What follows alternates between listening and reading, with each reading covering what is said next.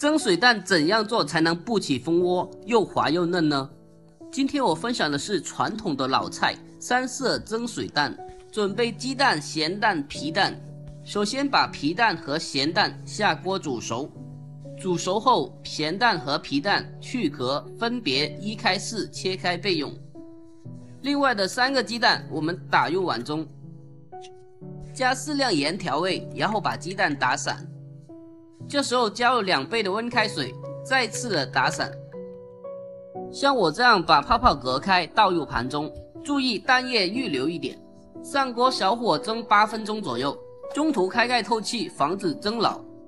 蛋液凝固后摆入皮蛋和咸蛋，然后我们把剩下的蛋液倒进去，再次小火蒸3分钟，凝固后取出，轻轻晃动盘底，鸡蛋会抖动，视为标准。出锅后我们撒上葱花，淋上酱油或花生油就可以了。这么实用的水蒸蛋教程，你还不赶紧收藏起来？